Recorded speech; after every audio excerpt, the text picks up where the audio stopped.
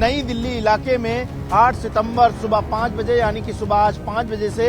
10 सितंबर को रात 12 बजे तक जो है वो यहाँ पर रिस्ट्रिक्शन रहेगा। जितनी भी गाड़ियां आप यहाँ पर आ रहे हैं देखिए उनकी जो है एक सघन जांच जो है वो की जा रही है लगातार, और इसका मकसद जो है वो ये साफ है कि इसके जरिए जो है वो पूरी तरह से सुरक्षा मुस्तैदी जो है वो बनी रहे। तमाम जो पुलिस और फोर्सेज हैं वो यहाँ पर मौजूद है, और इसके अलावा सभी जो गाड़ियां हैं उन पर नजर रखी जा रही है।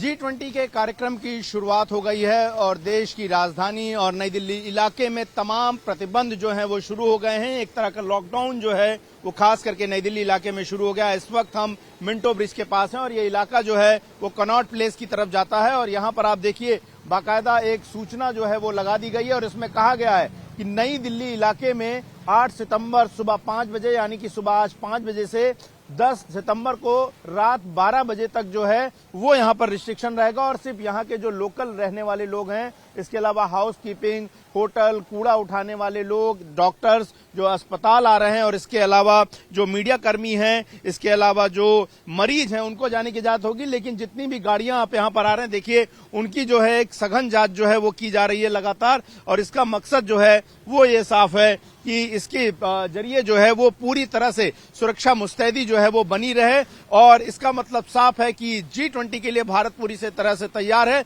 लेकिन तमाम जो वीआईपी गेस्ट हैं उनके नई दिल्ली इलाकों के अलग अलग होटलों में रुके होने और उनके मूवमेंट की वजह से नई दिल्ली इलाके में फिलहाल पूरी तरह से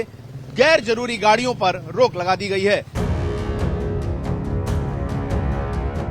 भारत में G20 के राष्ट्राध्यक्षों की बैठक का कार्यक्रम कल से शुरू हो जाएगा, लेकिन जो प्रतिबंध हैं वो आज यानी कि 8 सितंबर से शुरू हो गए। इस वक्त हम नई दिल्ली इलाके में हैं, यानी कि भारत की राजधानी का इलाका, और अगर आप देखें तो यहाँ पर अलग से रिस्ट्रिक्शन जो है वो लागू किए गए हैं। आज सुबह 5 बजे से रिस्ट्रिक्शंस जो है इन इलाकों में लागू कर दिया गया है। अगर आप देखें तो तमाम जो पुलिस और फोर्सेज हैं वो यहाँ पर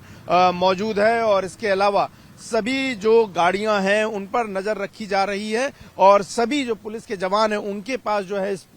स्पेशली अलग से G20 के कार्ड बनाए गए हैं। जो कॉमर्शियल व्हीकल्स हैं उनकी एंट्री पूरी तरह से बैन है, लेकिन जो एजेंशियल सर्विसेज यानी कि दूध, सब्जी और दवाइयां लाने वाले या एम्बुलेंस जाने वाली गाड़ियां, उन सभी को इजाजत होगी। लेकिन कल जैसे जैसे रिस्ट्रिक्शन बढ़ेंगे, यानी कि कल से जब बैठक शुरू होगी, राष्ट्राध्यक्षों की आवाजाही शुरू होगी यहां से लेकर राजघाट तक, फिर इस इलाके में पूरी तरह से जो है वो लॉकडाउन इन्फोर्स कर दिया जाएगा।